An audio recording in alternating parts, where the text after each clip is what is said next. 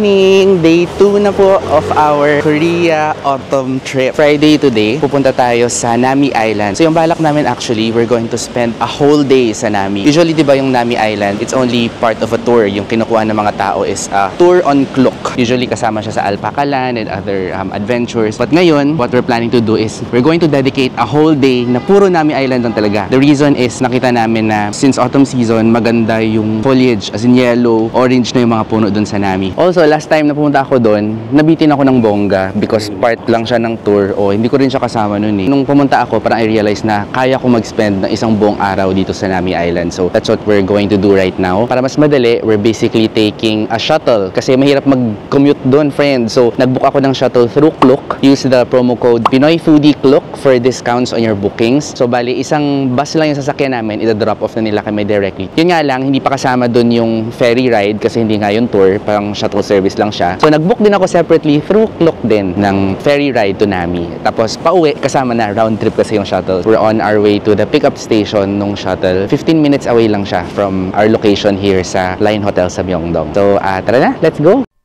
Hello! Hello! We're on our way na now to Nami Island. Nakasakay na kami sa bus. As in, ano kami, buzzer beater. Buti na lang nakasakay kami, nakaabot kami. Travel time is mga around 1 hour and 30 minutes. From the window, kita nyo na maganda na yung kulay ng mga puno. Meron na mga yellow, mga red. So, excited ako to see more of those on Nami Island.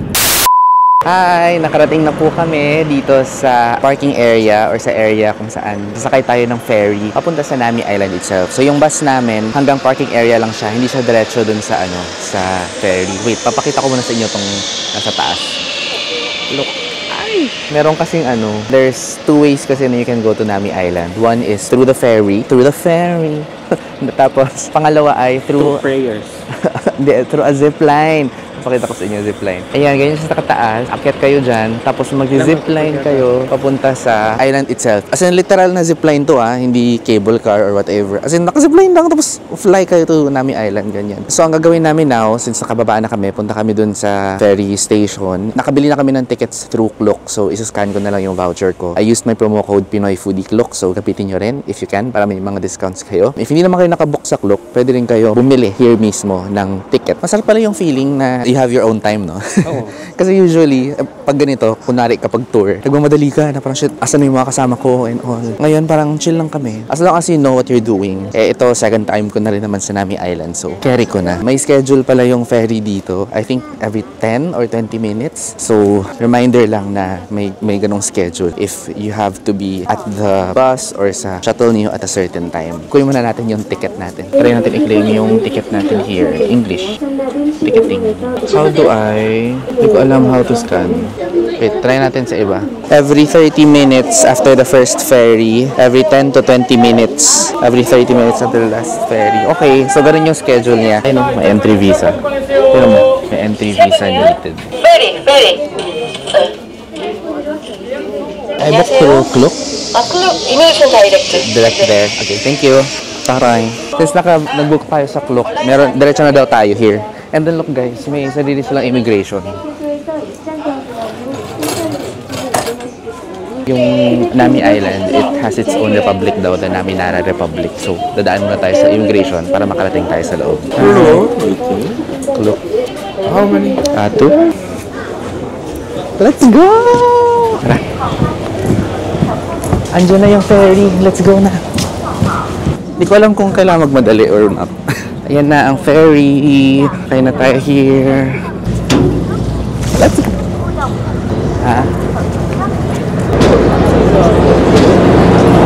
Ito yung loob ng ferry. So sa gilid may mga upuan. But actually, mas masaya mag-stay sa labas. Kasi 10-minute ride lang naman to. So labas na lang tayo. Doon na lang tayo mag-stay.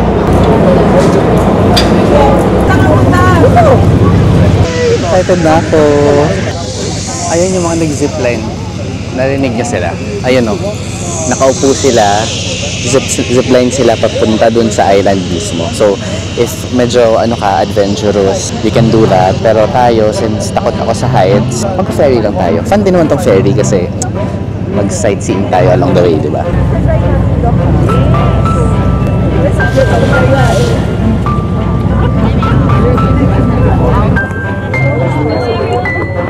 umaambon. Ito na po, we're at the Republic of Naminara. Bibilisan natin yung lakad natin kasi parang umaambon, friends. Tingnan nyo yung daan. Basa, parang kakaulan lang dito. Kung nag-tour kami dati, sabi nila maraming snowman dyan sa Nami Island.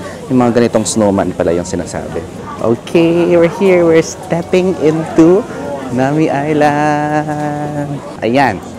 Oh, first apak mo sa Nami Island, Armand. Oh, loving it. Sa entrance pa lang meron ng mga cafes. May toilet din dito sa side na to.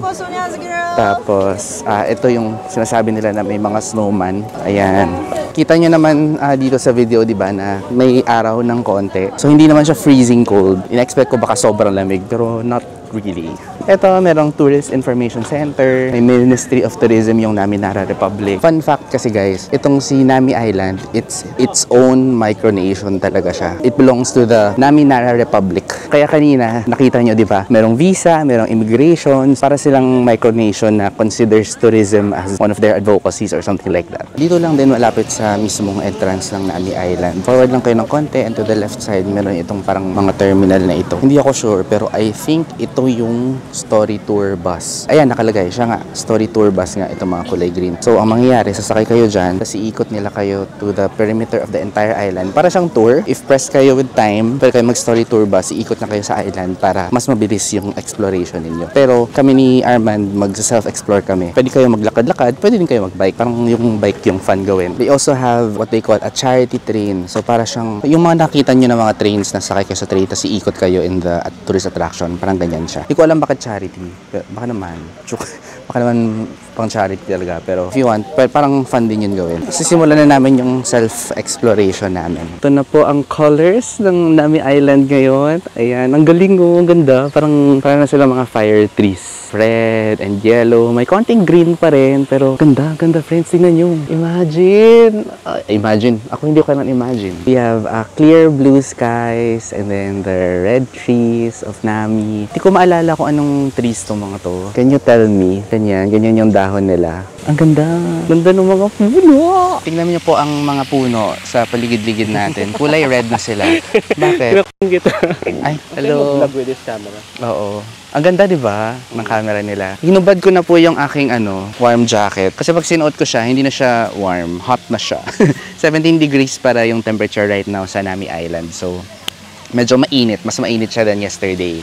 And as you can see, meron namang konting araw. So, mainit-init talaga. Yung sinasabi nila na may mga snowman daw dito sa Nami Island. Nung first nila sinabi, talaga ba snowman? Ganun ka-intense yung snow? Hindi pala, ito lang siya. Ang mga snowman representing the different countries of the world. Ayun, may whatever yan. Ayan. Ayan lang pala yung mga snowman na sinasabi. Lakad tayo dito sa gitna. Uy, yung ganda. Ang ganda dito. Kain tayo ng masarap. Parang ano sila dito, very United Nations. Yung sa ferry kanina may mga flag, tapos yung mga snowman may mga countries. Tapos ito din, may mga ano din dito. Jeff. Hello! Super happy. Ganito na po ang kulay ng autumn here. Yan, here maganda.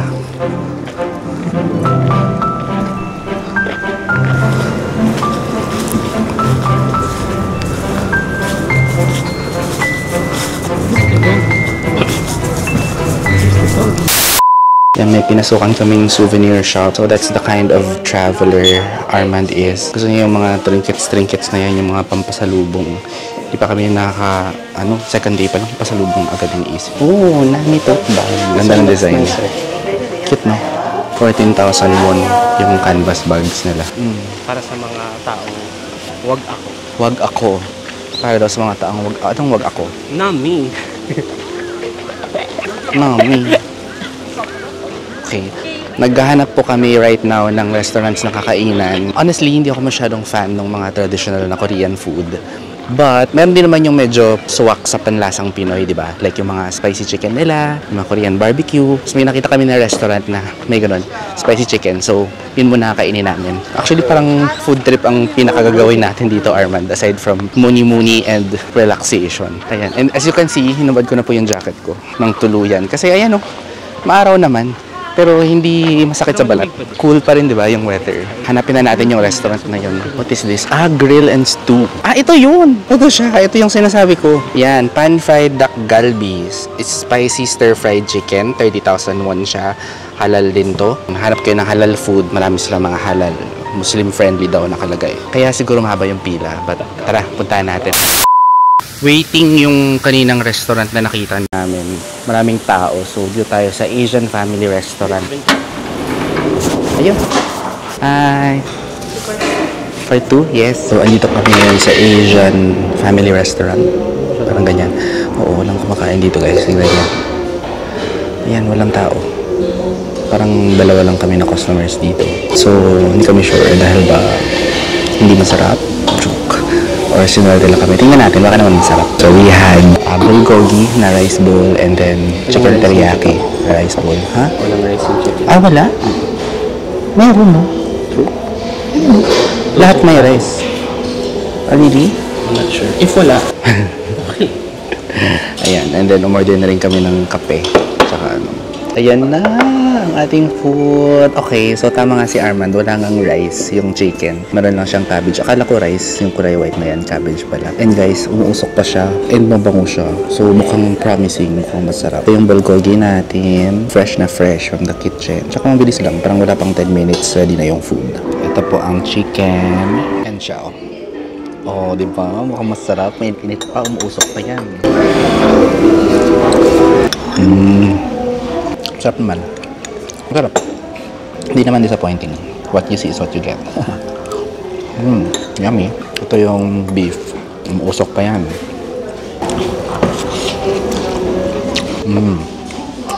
Yung beef masarap, no? Lambot. Sobrang lambot. Meron to silang unlimited kimchi. Alam nyo guys, pag sa Pilipinas, hindi ako fan ng kimchi. Pero pag andito ako sa Korea, sarap na sarap ako sa kimchi nila. Pero ano naman lasa? Hindi. Parang masasarapan ako dito. Sa Pilipinas, hindi ko bet yung kimchi. Okay naman. So, kain muna tayo. After that, ikot-ikot tayo ulit. Biglang dumami yung tao. Well, 12:30 pa lang naman. Parang ngayon pa lang yata sila kumakain. Buti na lang, nauna kami at nakuha kami ng magandang seat. Sakto lang naman yung food. Hindi naman siya like, You don't hindi feel masarap. scammed. Yeah, you don't feel scammed. It's good enough, yun. Okay, so continue na natin ang ating pag-ikot-ikot. Merong parang playground dito for kids. May bike, merong ferry land, something. May mga slides, may roller coaster nga. Ayan, ay sky bike pala yan, hindi pala yan roller coaster. Mag-sky bike kayo dyan. Okay, so dito tayo mag-rent ng bike. Yan po, may area dito for bike rentals kung ayaw nyo maglakad-lakad. Fun din naman mag-bike around Nami Island. Meron din for kids pala. So hindi pala natin siya magagamit the whole day. No? Parang a few hours lang. So ang 30 minutes na single bike ay 5,000 won. 1 hour ay 8,000 won. But if you're a couple, 10,000 won ang 30 minutes. 1 hour is 16,000 won. So akala ko pwede natin siya gamitin the whole day. 1 hour lang pala yung max. After that, may overtime charge na 1,000. Yan. Ay, ang ganda.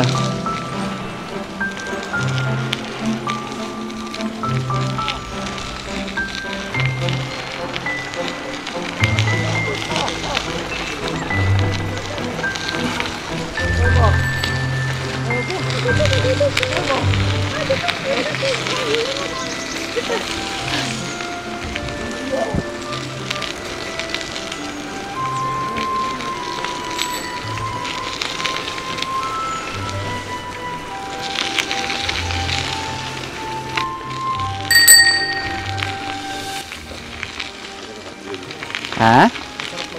Oo.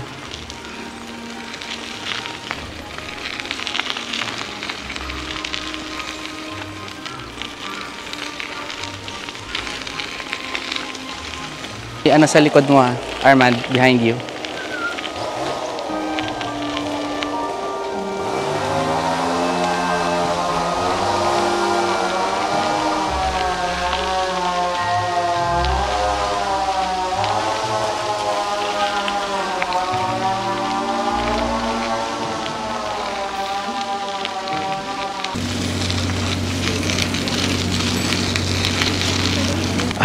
Ito na yung hangin. Ang lamig na hangin. Lubak-lubak. Ayun. Doon tayo sa ano. Doon tayo sa maraming mga orange and yellow and red na leaves para maganda yung ano videos natin, maganda yung view.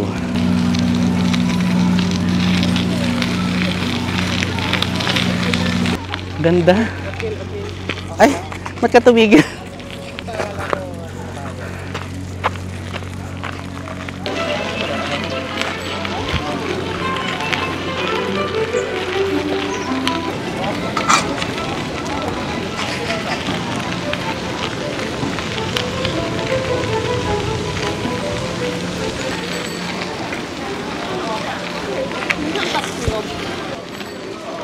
Saan ka? Ah, doon.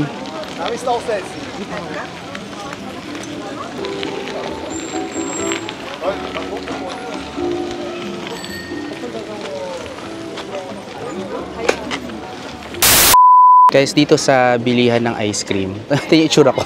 Pagod na pagod ako. Pawis ako galing sa bike. Si Arman parang chill lang. Oh, ako parang medyo na-stress ako ng slight sa biking kasi grabing legwork yun. Pero pag uwi nyo ng bike nyo, merong andito ice cream churros. Ayan, dyan siya nakalagay. Itong area na to. Yan, ice cream churros. Tinry ko lang kasi mahaba pila. Merong strawberry, vanilla, and chocolate flavors. Then, sobrang creamy niya and sobrang sarap. Sarap niya. Parang nga siyang hindi ice cream. Parang siyang melted marshmallow. Parang ganoon yung consistency. Yung amoy niya parang ano? Rubisco. Parang ribisco. Ang harap niya po. Ano? Mayroong parang mga peanuts. Ay, chocolate pala. Chocolate bits. Friends, parang nainggit kami dito sa ano. Dito sa Sky Park na to. Ay, Sky Bike. Yan o, parang fun. Usually takot ako sa heights, pero parang hindi naman to ganun kataas. Ano lang siya? 4,000 won? 3,000 won? 3,000. 3,000 won. So, subukan natin. Hindi ko to na-try last time eh. So, itong buong area na pala na to ay bike center. Ano ba? Ayun, bike center. So, dito sa bike center, pwede ka mag-rent ng bike. Pwede ka rin sumakay sa Sky Bike. Kinakabahan ako. Hindi naman siya roller coaster, pero wait lang ha. Baka mamaya sobrang taas. Ayoko pag sobrang taas. Kunwari kalmado, pero kinakabahan talaga ako. Oh my God, oh my God. Shit, kinakabahan ako. Hindi ka pa naka-seatbelt? I'm scared. Magalang ko lang. Don't be scared. I think I need both of my hands. Natakot ako kasi Okay, trust in the seatbelt. Hindi ako nakatingin sa baba. Don't talk. Feeling ko pipikit ako. What if... hindi ko to kayang hawakan. Pwede mo hawakan? I can't. You can't. Holding the... Hi everyone! Yeah. Shit. Oh my God. Natakot ako. It's okay. Whew, calm down. Ang layo pa ng lalakbayin. Hindi talaga ako pwede sa roller coaster. Ito po ang view namin. Kung takot ka sa heights like me, sa totoo lang, matatakot ka talaga. Pero para ka lang nagsa-sightseeing naman eh. Oo nga eh, pero inano ko lang yung sarili ko, ginaslight ko lang yung sarili ko na ano lang naman, mababa lang naman. Bagal nga natin. Kahit hindi ka na mag-ano. Okay lang, tutulungan kita kasi gusto ko rin matapos agad. Nahulog siya. Lagay mo lang siya dyan sa ilalim. Okay, hawakan mo. Grabe, ang dami kong ginagawa. What if ilagay mo na lang sa gitna? Akin na lang yung bag ko. Wag mo nang isipin. Tingnan mo yung trees. They're all dead. Oh my God. Oh no, ba't sila nag-stop? Okay, dito okay lang kasi may mga trees, may canopy. Ayokong masagi yung mga dahon. Oh, ganda ng view. Alam mo, maganda talaga siya. Malakas bubuhis ko. Oo. Ayoko talaga pag lumiliko dito sa side ko. Nararamdaman ko kasi yung pag-tilt. Gabi naman, para wala akong... Wait lang, huwag kang magsalita ng malakas. Hindi ko na-enjoy yung ride. Sorry. Gusto mo another? Natapos namin siya. Parang... Talagang hindi pa tayo inabot doon sa ano. Ay, tinan yung kamay ko. Ngayon kahigpit yung hawak ko sa ano. Nagawa ko naman po. Yehey! Wow, We're done! Tapos na po ang aming Nami Island Fun Exploration Day. And now, pabalik na kami sa wharf. Mahaba pala yung pila. May mga times pala, like now, na maraming turista na mahaba talaga yung pila. So, if you are on a tour and you have to be back at the parking at a certain time, you better go early. Kasi tulad ngayon, ang haba ng pila, papakita ko. Ayan, ganyan kahaba. Yun o. Marami naman kayang isakay yung ferry pero para lang sure. Parang right now we have more or less 30 minutes na allowance. Kasi may ano din eh, may gap din yung pagdating ng mga ferry. 10 to 20 minutes yung in between the ferry. So kailangan sigurado kayo na you're early. Friends, so nanggaling na kami ng Nami Island and right now, andito na kami sa Myeongdong ulit. Actually, kanina, after namin bumaba ng bus, dumaan muna kami sa Songsu area para mag-shop ng konti. Naghanap kami ng shoes and now, finally, andito na ulit kami sa Myeongdong and we're having dinner here sa Myeongdong Gyoza. So, this is actually my second time na here. This is a restaurant that has a Michelin Bib Gourmand. Yung specialty nila ay itong mga to. Itong mga dumplings, mga mandu, ayan. So, later papakita namin siksik na siksik yan sa gulay, friends, sa loob. As per siksik yung laman niya. Also, we ordered yung kanilang noodles, thick noodles soup. Sa bawo. Ang kanyang noodles, guys. Ayan po. And dumplings naman. 말하는데 현실성이 없어가지고.